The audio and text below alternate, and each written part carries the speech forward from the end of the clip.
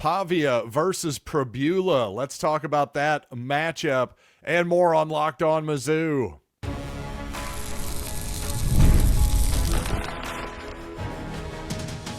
You are Locked On Mizzou, your daily podcast on the Missouri Tigers. Part of the Locked On Podcast Network, your team every day. Hey, all you true sons and daughters, I'm John Miller, your Mizzou mafioso and the central scrutinizer of Missouri Tigers football and basketball. And yes, this is a really rare game, not only for Missouri and Vanderbilt, but just a pivotal one in terms of setting both teams up for the rest of the season. So got to talk about that and maybe even some basketball if I have time. So yes, I've got some beefy eps of Locked On Mizzou coming up for you here in the coming days. First, I'll start by telling you today's episode is brought to you by Gametime. Download the Gametime app, create an account, and use code LOCKEDONCollege for $20 off your first ticket purchase.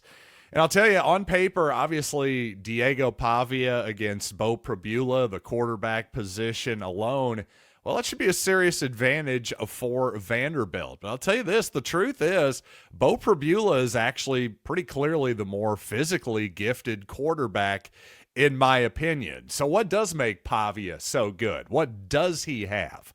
Well, number one, he's got a hell of a lot of moxie and leadership, and most importantly, he's got a ton of experience. Lots and lots of experience.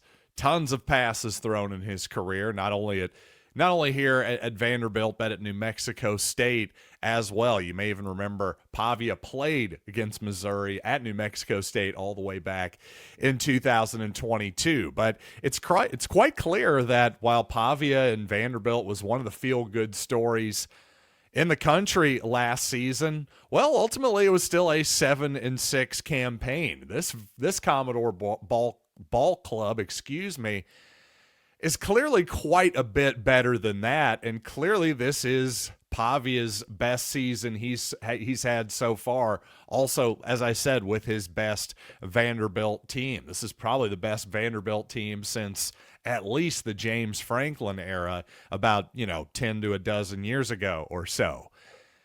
And I will say this, Pavia has been really good at avoiding turnovers this season, but by his own admission, gave it away a couple of times against Alabama in Tuscaloosa. And if he doesn't make those mistakes, well, who knows? Maybe Vanderbilt pulls off the upset there. That just seems, in terms of Pavia giving him the ball away easily, that seems a lot less likely to happen at home. And I will say Missouri has given it away a few too many times this season, not only through the interceptions, but some fumbles as well. So I'll tell you this, some explosive plays out of the Missouri, well, the running game too, but of course the passing game, that would sure be nice. If Missouri can open up the outside with Marquise Johnson and yes, Donovan Alubade as well. I thought, of course, Kevin Coleman played a good ball game, but Josh Manning, I thought, played probably his best game as a Missouri Tiger last week against Auburn. Brett Norfleet, a relatively quiet game, but the point here is Missouri has plenty of weapons, and while this is a solid Vanderbilt defense, I think it's safe to assume that this Vanderbilt defense is not nearly as good as that Auburn defense was last week. So, to me, I think Missouri has a real chance to bring the vertical passing game back this week, especially if Vanderbilt commits a decent amount of guys to the line of scrimmage and brings extra guys in pressure, as Auburn did frequently last week. Well, if you're Missouri, you've got to counter that with some screens on the outside to Ahmad Hardy, the running back Jamal Roberts as well. Of course, Brett Norfleet can get involved in the screen game. There's a bajillion different ways that Kirby Moore can draw up a screen, but they've just mostly disappeared, I've thought, over the last couple weeks against Auburn and Alabama. So you slow down that pressure, that pass rush. Hopefully this Missouri running game can get going once again after it was mostly stonewalled last week at Auburn. I just think that things can start to loosen up a little bit, and hopefully the Missouri offense can get back on track a little bit here. And speaking of of the Commodores, by the way, the reason I think getting some type of explosive element back offensively is so important is because Vanderbilt does such a good job of taking care of the football, of avoiding sacks, of not committing penalties. They're statistically way up there in all of those categories. Well, if it's going to be the type of game where you need a 9-10 play drive every time to score, I think that's probably an advantage for Vanderbilt. Now, of course, that's something that a lot of Eli Drinkwitz's teams in recent years, that's something that they're not afraid to do at all whatsoever. But this particular Vanderbilt team does it even better than I think Missouri does this season. So it's going to be an interesting ball game, and one that is so critical for both teams, not only because this is a rare moment for Missouri to get a top 10 AP road victory. That'd be the first time since 2013. And before that, you got to go all the way back to the early 1980s when Missouri has done such a thing. Of course, Vanderbilt, there's been a bajillion stats about how, hey, this is their biggest game since 1950, when you include both the teams' rankings and all that kind of stuff. So, and it's not just about the historical nature of it as well. If you look at the schedule for both teams, let's just start with Vanderbilt. If the Commodores beat Missouri, they might likely be in the college football playoff. They'll certainly be in the driver's seat because after Missouri, well, they travel to Texas. Simply put, Vanderbilt has been better than Texas so far this season. That doesn't mean they're guaranteed to win in Austin by any means, but I would favor Vanderbilt in that game. Versus Auburn at home. Hey, the longer this Auburn season goes along, I'll give the War Eagles credit. They fought hard against Missouri, so maybe I'm overrating this whole quitting element. But regardless, Vanderbilt's been the better team than Auburn so far, certainly than Kentucky, another home game for Vandy. And then, of course, Vandy ends, as they often do, at Tennessee, their traditional rivalry game there to close it out. If Vanderbilt beats Missouri, well, they can drop one of those games. They can lose at Tennessee. If they beat Texas, Auburn, and Kentucky 10-2, that's college football playoff. Similarly for Missouri. If the Tigers beat Vanderbilt, well, suddenly they have some wiggle room as well because, including Vanderbilt, 3 top 15 games remain on the schedule. If you somehow get past this game in Nashville, then you've got a 1-game margin of error, I would say, in theory, with Texas A&M at home, Mississippi State at home, then at Oklahoma, at Arkansas. I think right now it's fair to say Missouri should beat Mississippi State at home and, yes, Arkansas on the road, though as Texas A&M found out, and as basically every SEC game is this season, there's really nothing easy in this league right now. It really is kind of National Football League adjacent. But clearly those are the 2 games you would expect Missouri to win, Mississippi State and Arkansas. Then Texas A&M at home, Oklahoma on the road. If you can go 1-1 there, if Missouri is then 10-2, that's a college football playoff resume 90% of the time, I would say. So on just about a bajillion different levels, this is a massive, massive game for the Tigers and the Commodores. And as I said, 3 top 15 games to finish out the schedule here at the beginning of the year. Nobody that I'm aware of would have necessarily thought Vanderbilt or even Texas A&M were top 15 or top 5 teams in Texas A&M's case right now.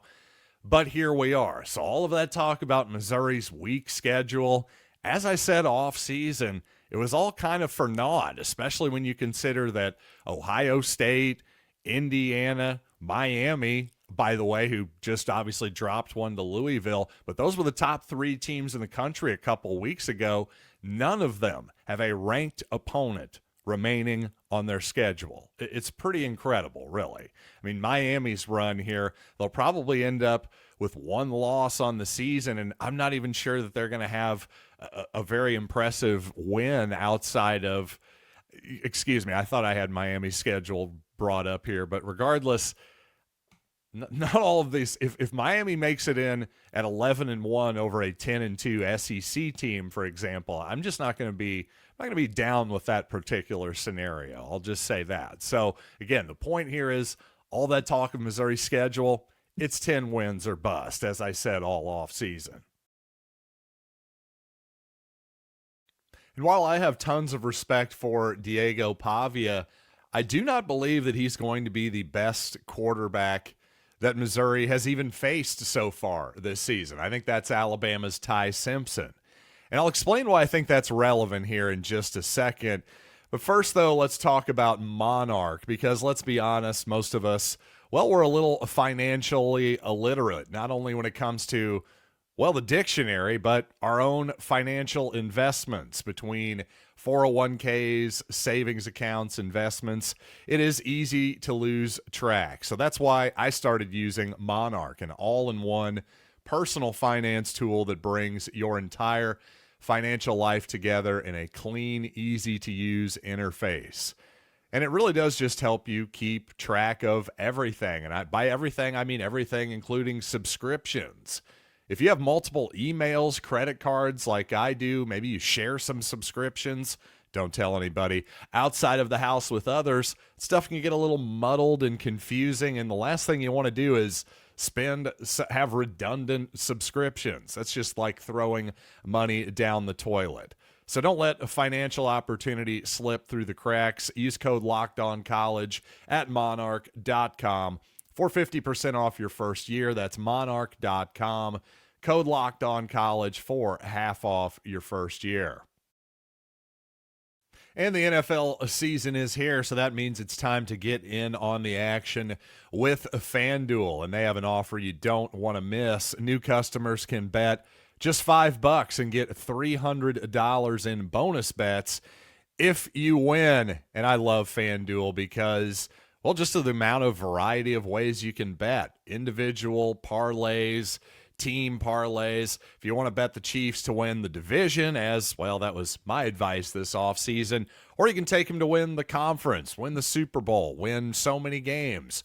Or maybe you think the running game isn't so hot, whatever it might be, there's a million different ways to bet on it. And that's why you got to use FanDuel. So what are you waiting for? Visit FanDuel.com to download the FanDuel app today and get started. Obviously, no shade at Diego Pavia for this sentiment, but I do think Ty Simpson is a better player. At least he has been so far this season. And man, was Simpson good at Faurot Field. Much better than his numbers. I think his traditional box score numbers. I think he threw for 200 yards or something. It wasn't anything that blew you off the page, but he was incredibly impressive. And the reason I think this is relevant is because Simpson had to make some really difficult throws in order to beat Missouri. And also Missouri, with their combination of Zion Young and Damon Wilson, among others, I think that pass rush was able to get to Simpson at times. So I think they'll be able to do that with Pavia too. How much that actually bothers Pavia, well, that's to be determined. And frankly, Missouri's going to have to do a good job of keeping Pavia in the pocket as well. He's a very effective runner. Again, I think Pribula probably on paper you'd think he's a better runner. Just maybe you put him at the NFL Combine, maybe Pribula would grade out better in the track meet, that type of deal. But Pavia, again, a veteran player, has taken all the reps, can see man coverage and when to bail coming from a mile away, especially in a 3rd and 6 important position. Just a smart player, knows when to take what the defense has given him at this point in year 48 of being in college football, of course. I kid, but my point is, I think Missouri's definitely going to have to score some points to win this game for sure. That offense is going to have to look certainly better than it looked against Auburn, and probably a little bit better than it did against Alabama. The good news is that LSU offense, which had really struggled all season, had failed to live up to expectations at the very least. Well, they did score some points, and they did move the football against Vanderbilt fairly well. Some turnovers bit them in the butt, and, well, that vaunted defense from Blake Baker just couldn't get any stops, especially when they really needed it. And by the way, I'm not trying to completely dismiss Vanderbilt's defense. They have a good defense. Again, I just don't think it's as good as Auburn's. And clearly Auburn's front seven won the battle against Missouri in a big, big way. In fact, the last couple of games, this is according to Brandon Kiley, he says Ahmad Hardy has 110 total rushing yards over the past couple weeks. Well, according to Pro Football Focus, he has 119 after contact. Now, what that tells you is if he has 9 more yards after contact than he does total yards, well, that means he's getting hit in the backfield or at the line of scrimmage far, far, far too often the last couple weeks. And obviously that matches up with what we saw, especially against Auburn. That's pretty obvious. So clearly the Missouri offensive line has got to do a better job of opening up holes for Hardy and Roberts and the rest of that Missouri rushing attack than they did last week. But again, credit to Auburn. I think that's a pretty safe assumption that it should at least be better. Should at least be better. If it's not better than it was against Alabama either, well, the Tigers are probably in trouble. So clearly if Missouri cannot run the ball effectively against Vanderbilt, I think it's going to be a long game. But as you can guess, I'm not really anticipating that. I do think it's going to be interesting to see that when the Commodores either load the box with extra defenders pre-snap or just bring pressure against that running game in particular and the passing game as well. Well, what's Missouri's counter? Because as Jordan Rogers was alluding to on the broadcast against Auburn, we know Missouri looks really, really good when the run game is effective and they're on schedule and just mashing the football forward. But what does the offense look like when they have to pass? That's really the question. What are the best options that they have? I think one option that's clear that they have in an obvious passing situation, if Donovan Olubide is covered one-on-one on the boundary, that's always an option. Even if he's not open, he's kind of open. It seems like even against these SEC receivers. That's pretty impressive for a true freshman. So something to watch moving forward for Missouri. And obviously, well, believe it or not, we got an exhibition basketball game coming up here too. So I got a bunch to look forward with Missouri basketball as well, including with what I think is probably the biggest key, not only for Anthony Robinson, it might even be the key to this entire Missouri basketball season. So let's talk about that in just a little bit. First, though, of course, college football. Well, we're right in the middle of the action right now, and it's just so great to be there, not only at Columbia, but heck, wouldn't a little road trip to Nashville this weekend be a blast as well? Well, if you're just saying, last minute, if you're like me, you're not a big planner, you want to do last-minute tickets, that's why I use Gametime, the app that gives the advantage back to the fans. It's really the easiest way to score last-minute tickets at the best prices with no surprise fees, by the way. You see what you pay right as you scroll. So take the guesswork out of buying college football tickets with Gametime. Download the Gametime app, create an account, and use code LOCKEDONCollege for $20 off your first purchase. Terms apply. Again, that's promo code LOCKEDONCOLLEGE for $20 off. Swipe, tap, ticket, go. Download Gametime today. Well, I'm not exactly thrilled with the exhibition nature of this Kansas State basketball game on Friday night. Also seems incredibly early for a college basketball game. But you know what? I'm going to check it out anyway, simply because I'm very interested to see what this Missouri basketball team looks like. I'm not ready to make any predictions whatsoever until I see this team with my own eyes, to be honest with you. So we'll see how much we learn, on Friday. But of course, the media, well, they're not going to chicken out like I am. They're going to make some predictions. They have Mark Mitchell as a second-team All-SEC player. Tigers also predicted to finish 7th in the league, by the way, which on paper you think, 7th place, that doesn't sound so good. Well, remember, this isn't 7th in the Big 8, folks. 7th in the 16-team SEC. Well, that would have had you solidly within the top 25 last season. So we'll see this year, but 7th in the league, not bad. I would actually take that a sight unseen. We'll see exactly what this team looks like. But I'll say this, speaking of Mark Mitchell, he said that Anthony Robinson is, quote, probably the best guard defender I've ever played with so far. And I'll just say this, I'll add this to what Mark said there. I completely agree with him when Anthony Robinson does not foul. And that's really his biggest thing so far. By far is staying on the court, because when his aggressive nature, well, when he's hounding ball handlers and he's doing it effectively, I mean, it seems like there's almost nothing that his man can do. And yet, obviously, there's literally nothing Anthony Robinson can do when he's sitting on the bench. So that's the problem there. Just too much foul trouble, too much gambling for steals, maybe when it doesn't need to. And I think generally speaking, Missouri probably needs to dial the aggression back a little bit defensively, just in terms of, well, just gambling for steals. That's been forcing turnovers, let's just say, has been a hallmark of the Dennis Gates era. Unfortunately, though, as we saw at the end of last season in particular, the defense really fell apart, and it seemed like as the year went along, as SEC teams, the book got out on Missouri. In particular, it just seemed like the book was, hey, run. Get out in transition against Missouri, and they will give up a lot of easy dunks and layups and open threes in transition because, well, a lot of their aggressive nature defensively and the fast pace at which they play offensively sometimes, well, can get them a little out of balance, whatever it might be.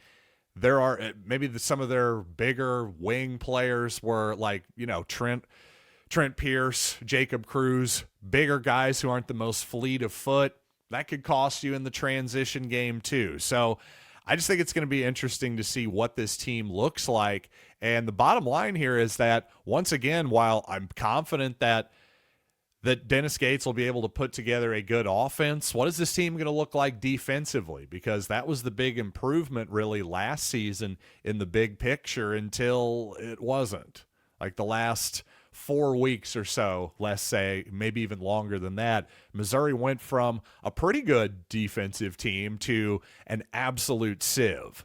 Missouri just cannot be a sieve, and that's happened too often under Gates. That's been probably, I would say, the biggest problem to me. I understand that the offense really disappointed in the Drake game in the NCAA tournament. That's another thing to discuss, but bigger picture, I think the defense is the obvious concern here for the Gates era. You clean that up, well, suddenly you've really got something, because that guy can definitely coach an offense. I've seen that with my own eyes. So with all that being said, hey, thanks for using your own eyes and ears to listen and watch this program. Appreciate you telling a fellow true son or daughter as well. Trying to get the numbers up. What can I tell you? I am a selfish human being. And with all that being said, I'd selfishly like a victory on Saturday as well. And until next time, by the way, got Corey Burton coming in here tomorrow for another crossover edition of Locked On Mizzou. So that'll be a lot of fun with him. Until then, I'm John Miller, and this has been Locked on Mizzou.